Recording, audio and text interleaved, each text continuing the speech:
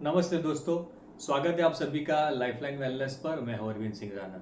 जैसे कि आप सब लोग जानते ही हैं, मैं गुजरात के नडियाद टाउन में as a counselling psychologist practice करता हूं। दोस्तों, आज का हमारा जो विषय है वो हमारे कैंगन यूज़र्स के लिए है।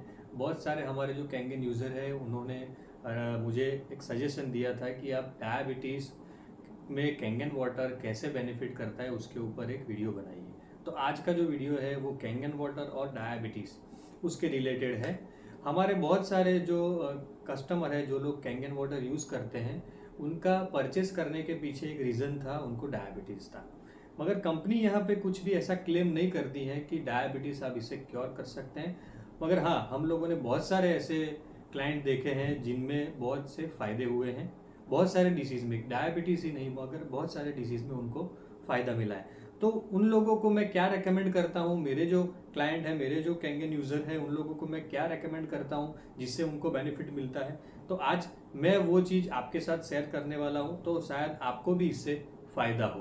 तो कैंगन वाटर एक ऐसी चीज़ है जो बहुत सारे डिसीज़ में हमको फ़ायदा करती है, मगर कैसे करती है वो थोड़ा आज हम लोग समझ लेंगे।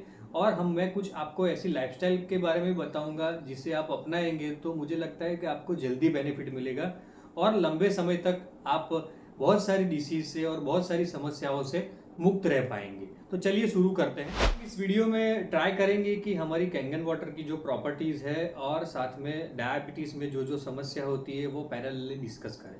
तो सबसे पहले हम लोग समझ लेते हैं कि डायबिटीज़ का जो सबसे बड़ा मार्कर है वो क्या है। Sugar level. हमारे खून के अंदर शुगर की मात्रा बढ़ जाती है, जिसे हम ग्लूकोमीटर से या लैब में जाके चेक करवाते हैं, तब पता चलता है कि शुगर की लेवल क्या है। डायबिटीज़ के पेशेंट में ये नॉर्मल लेवल से ज़्यादा रहती है। अगर भूखे पेट की आप बात करें तो 100-110 के ऊपर रहती है, और खाने के 2 घंटे के बाद आप चेक करें तो वो कहीं ना कहीं 140 से ज़्यादा रहती है। तो ये जो लेवल है वो डायबिटीज़ के पेशेंट में पाया जाता है। अभी कैंगन वाटर कैसे डायबिटीज़ पे वर्क करता है। हमारी जो सबसे पोटेंशियल प्रॉपर्टी है, सबसे पावरफुल प्रॉपर्टी है, वो है माइक्रो क्लस्टर। यानी कि कैंगन वाटर दूसरे नॉर्मल पानी के मुकाबले बहुत ही पतला पानी है, जिससे कि हमारे जो सेल्स है उसके अंदर इजीली पेनिट्रेट हो सकता है। तो डायबिटीज़ में शुगर बढ़ने का एक कारण है कि हमारा जो इंसुलिन है, जो कि पेनक्रिया के ऊपर बीटा सेल्स होते हैं, वो सेल में से रिलीज होता है इंसुलिन, वो कहीं ना कहीं कमजोर होता है या फिर वो कम मात्रा में रिलीज कर रहा है। तो जो बीटा सेल है वो कहीं ना कहीं अफेक्टेड है इससे। उसके पीछे बहुत सारे रीजन हो सकते हैं, उसके अंदर हम लोग ज़्यादा डीप में नहीं जाएंगे।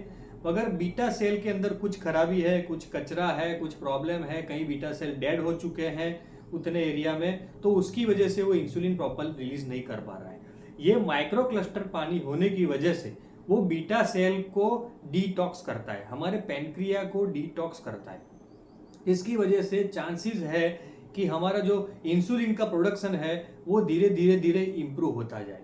दूसरा एक रीज़न है इंसुलिन सेंसिटिविटी, जिसमें कि हमारे इंसुलिन की जो क्वालिटी होती है वो थोड़ी डिग्रेड हो जाती है, जिससे हम लोग जो शुगर लेवल है वो प्रॉपरली यूटिलाइज सेल्स नहीं कर पाते हैं। तो इसमें भी मेन रोल होता है लीवर का। तो लीवर भी हमारी इंसुलिन सेंसिटिविटी को बिगाड़ सकता है, तो उसकी वजह से भी कहीं ना कहीं शुगर लेवल हमारा ब्लड स्ट्रीम में बढ़ता रहता है। इसमें भी अगर आप बात करें तो माइक्रो क्लस्टर जो प्रॉपर्टी है वो लीवर को भी डिटॉक्स करती है।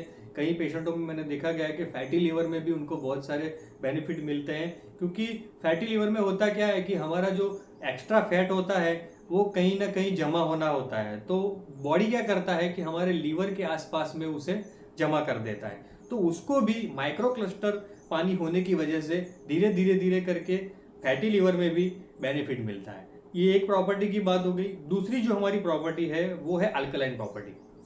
अब देखिए, आप कोई भी डिसीज पकड़ लो, किसी भी डिसीज में हमारे जो बॉडी का पीएच है, मेनली जो हमारे ब्लड का पीएच है, वो डाउन हो जाता है। यानी कि जो नॉर्मल लेवल है 7.35 का पीएच, वो स्लाइटली अल्कलाइन है, उससे थोड़ा नीचे चला जाता है। जैसा डिजीज की इंटेंसिटी होती है उस हिसाब से वो ज़्यादा एसिडिक होता जाता है। तो ये प्रॉपर्टी से डायबिटीज़ के पेशेंट को क्या फ़ायदा होगा। डायबिटीज़ में हमारा जो शुगर लेवल है वो कंटिन्यूसली बढ़ता है, क्योंकि हमारे जो सेल है वो शुगर को यूटिलाइज नहीं कर पा रहे हैं, यूज़ नहीं कर पा रहे हैं, जिससे कि एनर्जी भी नहीं मिल रही है। तो आपने देखा ही होगा कि डायबिटीज के पेशेंट को ज़्यादा थकान लगती है, तो उसकी वजह से बॉडी को तो एनर्जी चाहिए काम करने के लिए। तो बॉडी क्या करता है, हमारे शरीर के अंदर जो फैट जमा हुआ होता है उसको वो ब्रेक डाउन करने लगता है। आपने देखा भी होगा कि डायबिटीज के पेशेंट को, कई पेशेंटों को थोड़ा वेट लॉस भी देखने को मिलता है। वो क्या हो रहा है, एक्चुअली अंदर हमारे शरीर के अंदर जो फैट है उसे वो ब्रेक डाउन करने लगता है। तो ब्रेक डाउन करने के दौरान कुछ ऐसी प्रोसेस होती है जिससे कि हमारे ब्लड स्ट्रीम के अंदर कुछ एसिड्स भी रिलीज होते हैं, जिसे कीटो एसिडोसिस भी कहते हैं। वो एसिड की मात्रा ब्लड के अंदर साथ में बढ़ती रहती है, उसकी वजह से हमारा ब्लड जो है वो एसिडिक हो जाता है। तो कैंगन वाटर अल्कलाइन होने की वजह से हमारे जो ब्लड स्ट्रीम का जरूरी अल्कलाइन लेवल है वो बरकरार रखेगा। तो हम लोगों ने दो प्रॉपर्टी देखी, माइक्रो क्लस्टर और अल्कलाइन। अभी लास्ट जो प्रॉपर्टी है वो एंटीऑक्सीडेंट। देखिए, कोई भी डिसीज होता है उसका एक जो रीजन होता है वो फ्री रेडिकल्स। हमारे शरीर के अंदर कुछ ऐसे तत्व, कुछ ऐसे हानिकारक तत्व होते हैं जिससे हमारे जो अंदरूनी अंग है वो बहुत ही डैमेज होते हैं। तो फ्री रेडिकल्स एक तरीके के आतंकवादी समझ लो, जो हमेशा हमारे शरीर के अंदरूनी अंग पर हमला करते रहते हैं और उसे बिगाड़ते रहते हैं। वो कैसे प्रोड्यूस होते हैं, हमारे खान पान से, हमारी लाइफस्टाइल से, हमारे मेंटल स्टेट से, ज़्यादा स्ट्रेस लेने से, ये सब कुछ चीज़ें करने से फ्री रेडिकल्स कंटिन्यूअसली डेवलप होते रहते हैं। तो उसे न्यूट्रलाइज करने के लिए, यानी कि उसे निष्क्रिय करने के लिए सबसे ज़्यादा चीज़ की जो ज़रूरत होती है वो है एंटीऑक्सीडेंट। एंटीऑक्सीडेंट हम लोग फ्रूट सलाड्स वगैरह में से लेते हैं, मगर हमारा जो कैंगन वाटर है वो हाईली एंटीऑक्सीडेंट रिच है। आपने देखा होगा कि आपने डेमो में भी देखा होगा कि जब वो लिक्विड डालते हैं तो एकदम गुलाबी कलर का पानी हो जाता है, जिसे नॉर्मल पानी में वो प्रॉपर्टी हमको देखने को नहीं मिलती है। नॉर्मल पानी डेड होता है। तो एंटीऑक्सीडेंट होने की वजह से वो फ्री रेडिकल्स को भी न्यूट्रलाइज कर देता है। कई सारी ऐसी जो प्रॉब्लम्स होती है जो फ्री रेडिकल्स की वजह से होती है, उसमें काफ़ी फायदा होता है। तो हम लोगों ने देखा कि माइक्रो क्लस्टर जो पानी है वो लीवर और हमारे पेनक्रियास को फिर से रीजनरेट करता है।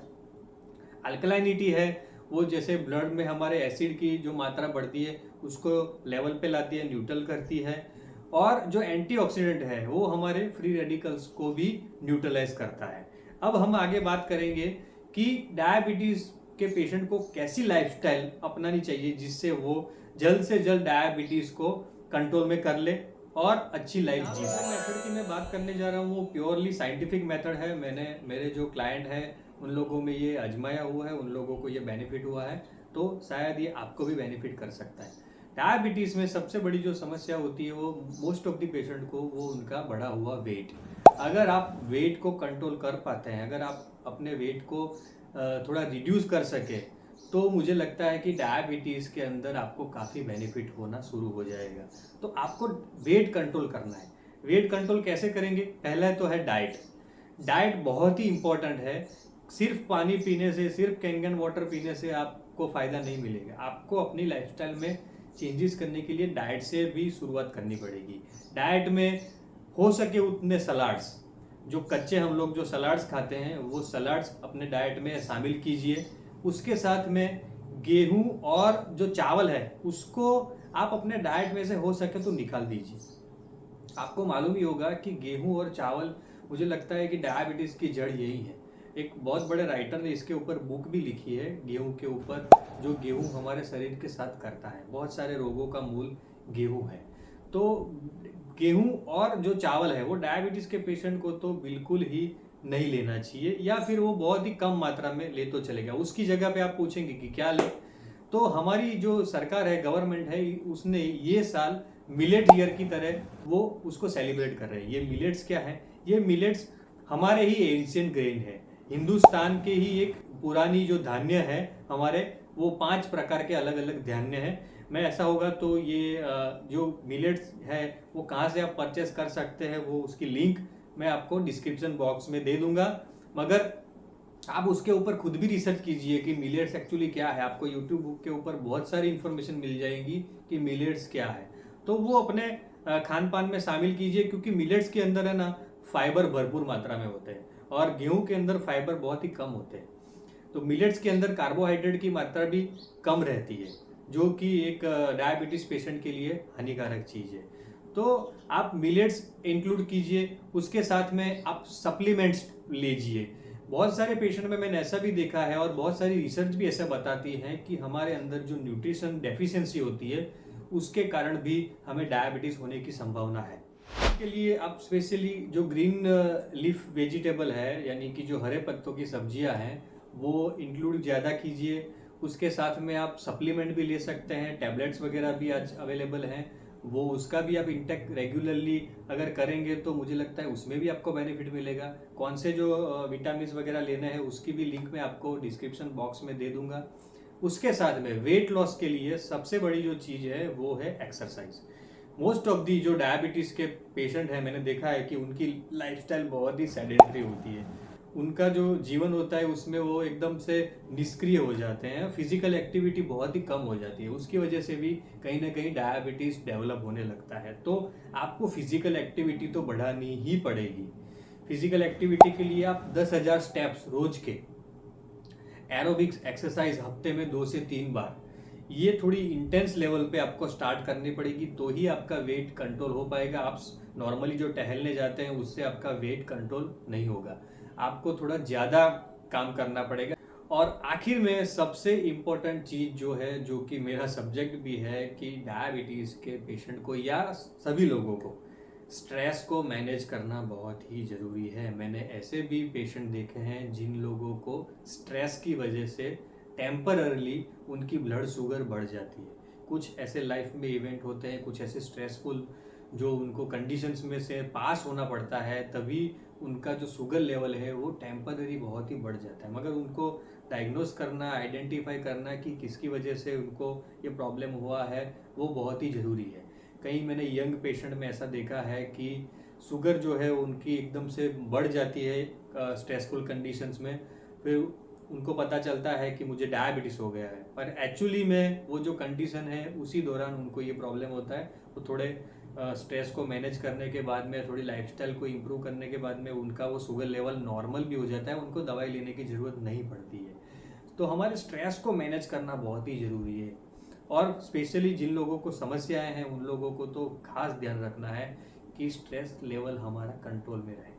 तो ये थी आज की बात। मुझे लगता है कि मैंने सारे पॉइंट्स यहाँ पे कवर कर लिए। अगर फिर भी कुछ क्वेरी रह जाती है, छूट जाती है, तो आप मुझे कमेंट सेक्शन में बता सकते हैं। मैं ट्राई करूँगा कि आपकी क्वेरी को मैं पर्सनली सॉल्व कर सकूं। अगर आप इस चैनल पर नए हैं तो कृपया इस चैनल को सब्सक्राइब जरूर से कर दीजिए, और जो भी हमारे कैंगन यूज़र हैं उन लोगों तक ये वीडियो पहुंचाइए, उनको भी ये चैनल के बारे में बताइए, जिसके ऊपर कैंगन वाटर का जो यूजेज है, बेस्ट वे से हम लोग कैसे यूज़ कर सकते हैं और अलग अलग डिसीज़ में हम लोग कैसे उसका बेनिफिट ले सकते हैं, उसके बारे में हम लोग ज़्यादा से ज़्यादा हो सके उतनी अवेयरनेस फैलाएं। क्योंकि कैंगन वाटर एक ऐसी चीज़ है जो एक नॉर्मल आरओ की तरह नहीं है कि जैसे हम लोगों ने लगा दिया और पानी पीते रहे। हमको उसको कंटिन्यूअसली अपग्रेडेशन लेते रहना चाहिए, नॉलेज देते रहना चाहिए, जिससे कि कैंगन वाटर हमारे शरीर के लिए ज़्यादा से ज़्यादा बेनिफिट कर सके। तो ये थी आज की बात। फिर मिलेंगे नए विषय के साथ में। Thank you very much.